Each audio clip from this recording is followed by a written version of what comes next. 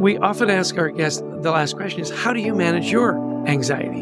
And they always come up with one of two answers. One is exercise, a walk in the woods, and a gratitude practice or a meditation practice. Because you can't hold two emotions at the same time. You can't be anxious and grateful at the same time. So as my father would say, if you have a choice between being anxious and being grateful, choose grateful. It's the better choice.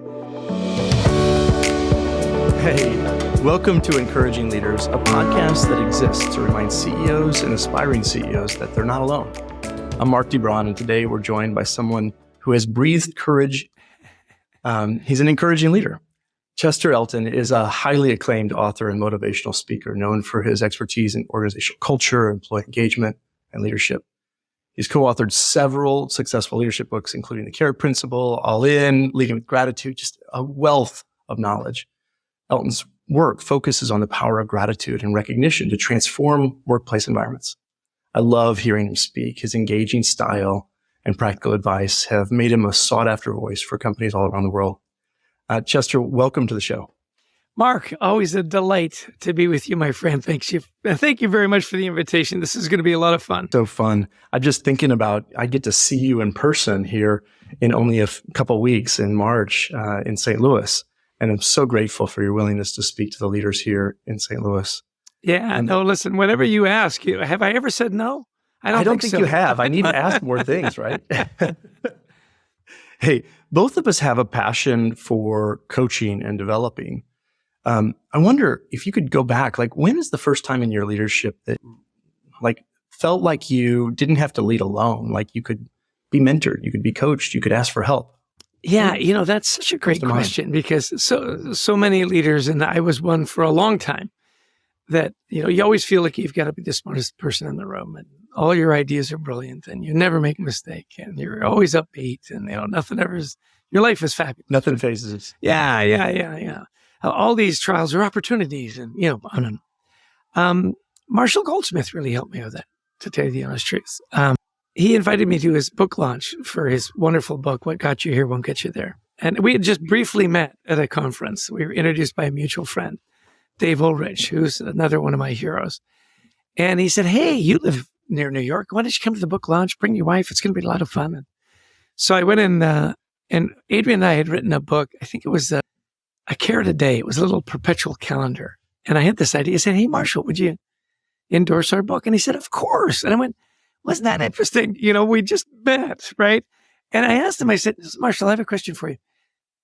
We barely know each other. And I asked you to endorse this book and you immediately said yes. Why? He said, Chester, there's two kinds of people in the world. Those that compete with everybody in the room and those that look to build up everybody in the room. I'm the latter. And I thought, and I should be too, because at that point I was not.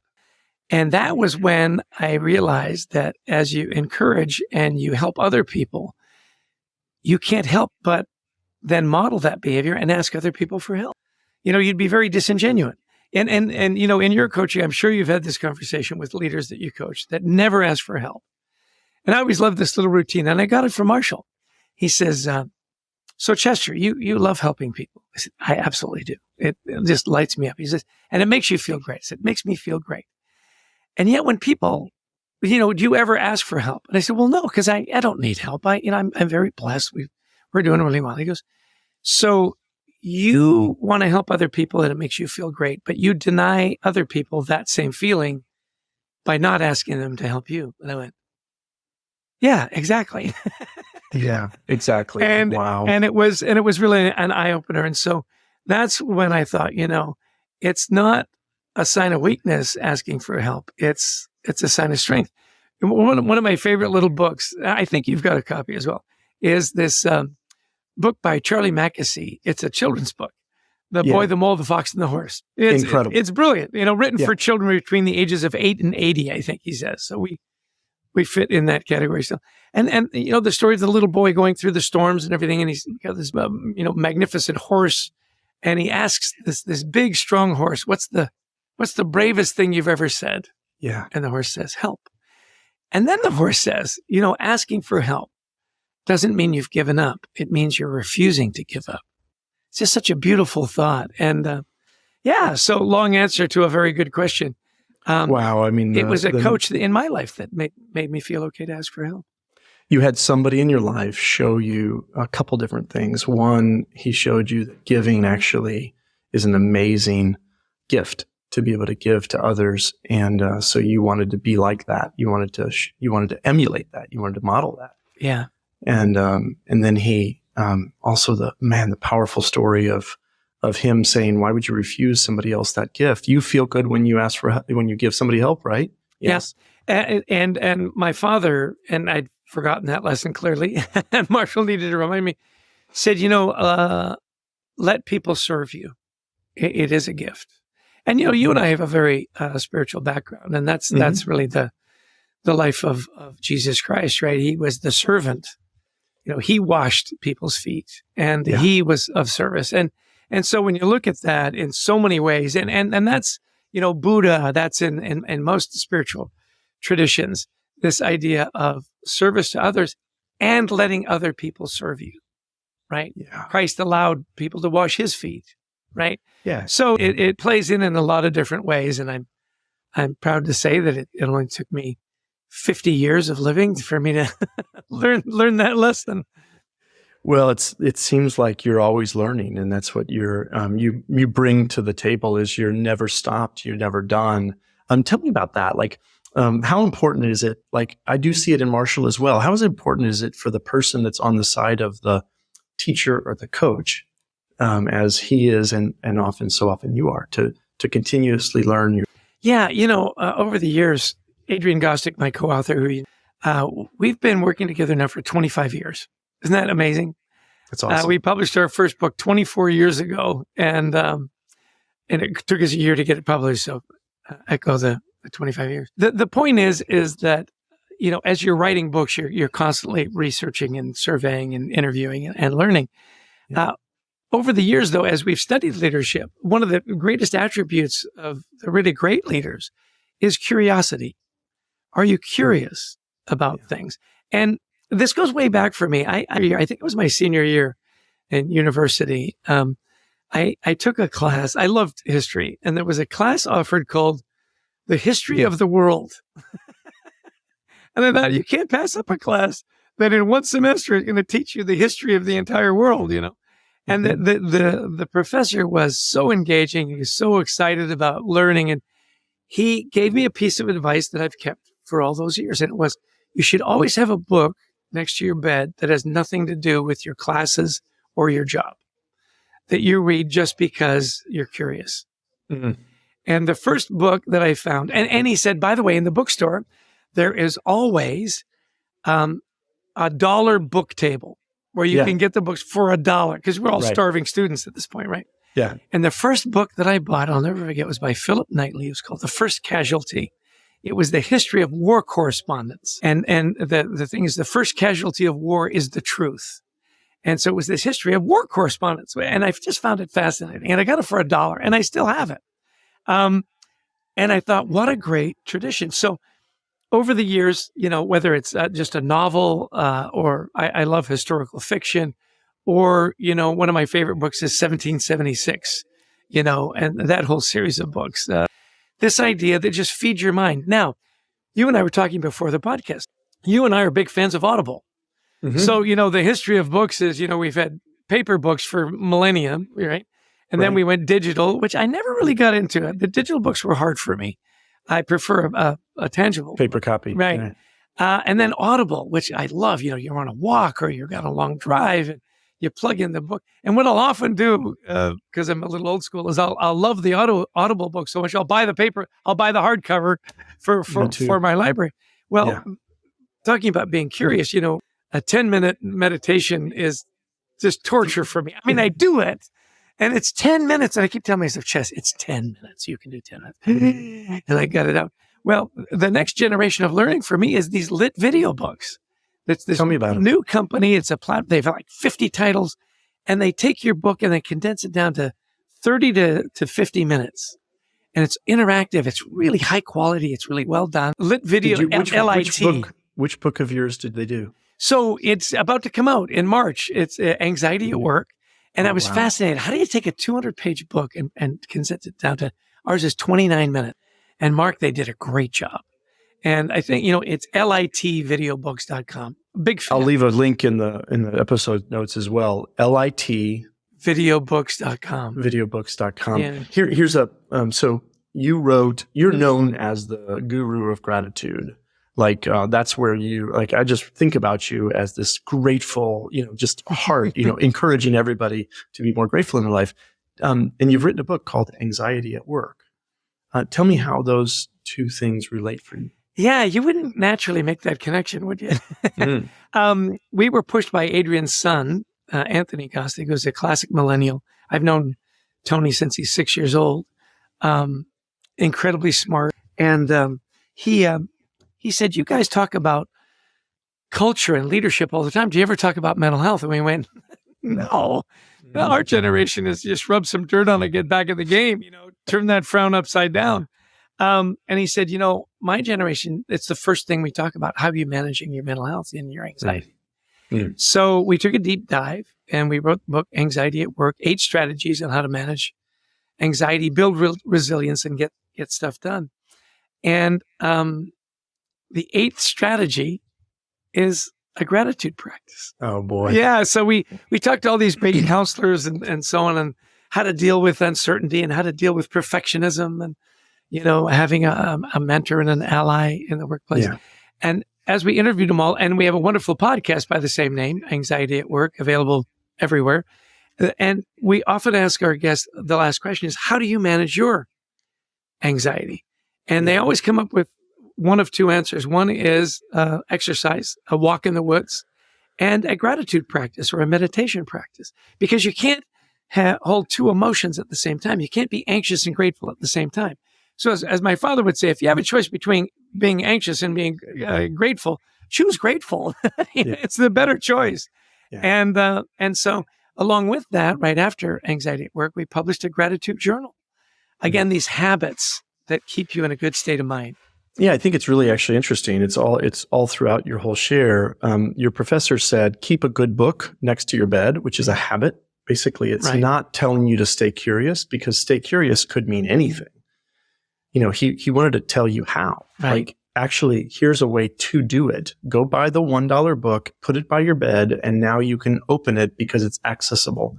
And now you're telling us the how to practice gratitude, to actually sit down and do this, so that it always ends up needing to become a habit. You're exactly right. And there was this myth on the internet that 21 days you could develop a habit, which would be wonderful if it were true. It does. And there probably are people out there that are capable of that. And generally speaking, it takes you 90 to 120 days, something like that. So our gratitude journal, we actually call it Gratitude Habit, 90 days to a more grateful life. To your point, and I want to share this story with you because it just happened to me earlier this week. You and I, we've got our own companies, and, if we eat what we kill, and there's always that anxiety that the phone's going to stop ringing, and all of a sudden, we're going to have to sell everything we own and, live in a cardboard box on the side of the highway. So there's that built-in anxiety. And it was Tuesday of this week. I woke up and my wife said, you look a little off. I go, I am. I don't know why. And she said, well, listen, I'm going to go into the city and do some stuff. I'll keep a good thought for you, and I'll keep a prayer in my heart, which is my wonderful wife, Heidi. And at the end of the day, she came back and she said, so how did it work out? I said, I had a great day. She goes, how did you do it? And I said, I went to my habits. Mm. I went to my prayer and meditation, my walks, my gratitude journal, my reaching out to friends. I've got a little thing that I set as a goal every day, a random act of kindness to a stranger. And, and I checked all the boxes that day. You don't always get to all of them, maybe traveling or whatever. And it just built me up through the day to the point where I got everything done I needed to get done. And I finished with a great attitude. So you're so right that the discipline of habits, a good friend of mine wrote a book called The Freedom of Constraint. Mm. And I love that, the freedom of constraints. When you know what the parameters are and you know what the habits are that will keep you in a good state of mind, and you do it, things get better. Yeah, I think about the habits inside of workplaces. You're talking about personal habits, and then those end up extending, as a leader, our habits start to propagate. If we don't use good habits, they start to propagate. If we don't listen well, they start to propagate. If we do listen well, it starts to propagate. Yeah. And so the power of constraints, just to be able to say there's some discipline here. We're going to end up every day, we're going to gather as a team and meet and talk, and it's going to generate and create habits.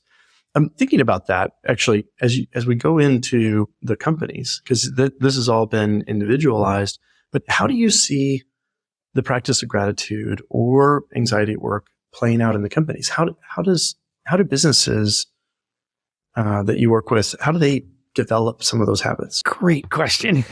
Because a lot of companies don't, right? Even after we spend a lot of time with them. We talk about having a culture of gratitude, and very much a coaching culture plays into that, right? Our overarching work is culture. We wrote a wonderful book called All In, How the Best Managers Create a Culture of Belief, that drives big results. And in that, we say, look, an all-in culture is defined by a culture where people believe what they do matters and they make a difference. Who doesn't want a culture like that, right? I believe my values line up. I believe what I do matters, and I make a difference. Well, in a culture of gratitude, when I make a difference, somebody notices it and celebrates it. Yeah. They say thank you. Mm-hmm. There's no more powerful tool in a leader's toolbox than to reinforce that good behavior with gratitude. So not only is it a nice thing to do and create good feelings and relationships, it drives results, because once I've been thanked for that good behavior, I'm going to do it again.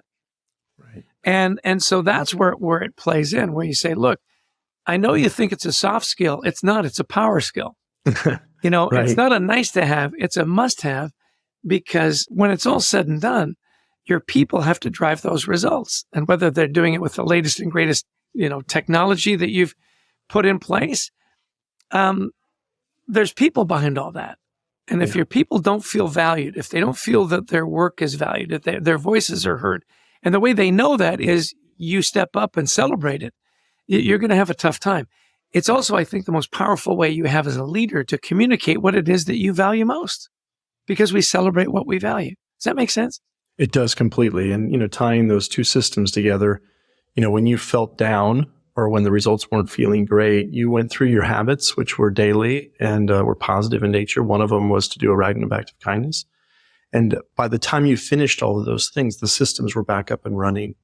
And then we go into the company and you're saying, you actually develop habits as a leader to celebrate the things that you see, and you can celebrate the people that you see. And I just think about how many leaders have needed help with that, and I needed help with that. And so being able to check off the list, like I actually celebrated 3 people today. I actually expressed gratitude personally to 3 people today. Yeah. Like I needed to actually develop a habit. And I can't believe how simple it can be and how difficult. Like it's a simple process. Just check off showing, expressing gratitude 3 times a day to different people and teams. Well, and you and I both are big believers in this, that, happy work life relates most often to a happy life. Yeah.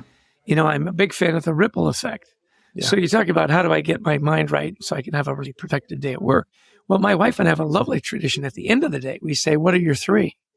Give me 3 things you're grateful for. And as you might guess, often it's way more than 3, right? And so this idea of don't leave all these great practices at work, take them home, makes sense. How often have we had a really successful executive with just a train wreck of a personal life? Well, that's not right. Right? I whenever I start my coaching, I make my coachees write this little quote down. It's from David McKay, who says, no success in business can ever compensate for failure in your home. And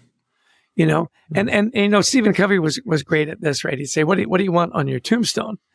And I don't think that, Mark, you'd want on your tombstone, man, that guy could organize a great conference. No, I don't want that. That guy could close a deal, You'd want to say, a great friend, a great father, a great husband, a great spouse. That's what you want. And yet, when we break down our day, how much time we spend doing that, in other words, take your good learnings, take them home.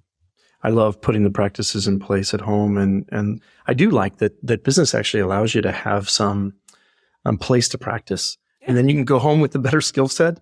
And so when we're practicing good habits of gratitude and when we're practicing good habits of, just organizing and structuring and system, and listening and empathizing, all those things that are good at work, they can come home and you can start practicing them at home. I do always ask our CEOs that I work with and all the leaders is, how has this impacted your home life? Not only before, first of all, how do you think it could if you got better at this skill of expressing gratitude? How would it help you at home? But then afterwards, I want to know, how did it impact you at home? I remember one story, my wife, I was with a second coach that I kept for about 8 years. It was incredible. And I would go home and sometimes I would be a little off and she would say, "Did you call Mark about that? Can you run that by him?" And I said, "I don't know if I'm going to keep him or not. Like, this is, whether the business can afford it or not." She said, "I'll pay whatever the fees are because I want you to have a coach because it makes you such a better husband and a better father." I'm like, wow, like she could feel it. And so I just love that the system was strong enough that she could actually see the impact of coaching on my life. Yeah. I'll tell you, my greatest coach is my wife, Heidi. I'll never forget, we were in a situation at work and it's just crazy, and I was driving everybody crazy. And it was my wife that said, "Hey, let's go for a walk." I said, "Yeah, that'll be good. Let's go for a walk." And we're walking and she said, "I need to talk to you about work." And I said, "Okay, what?" She goes, "You're going to quit." And I went, "Really?" She goes, "Yeah, I don't know what we're going to do, but we're not doing this anymore." Wow. Because it's making you who you aren't. And this was the line, "I want my husband back. So figure it out. I don't know what we're going to do, but we're not doing this anymore." Are we clear? What a beautiful, loving statement that we're going to be more important together than you and that other thing that's in our way. And we're going to figure this out together. The other thing she said that which really cracked me up, she says, "You got to stop yelling in the shower. You're scaring the kids." Have you ever done that? You're in the shower and you're going through the conversation. I'm working so hard on something. Yeah. Uh-huh. She goes, "You're freaking everybody out. So you got to stop doing that too."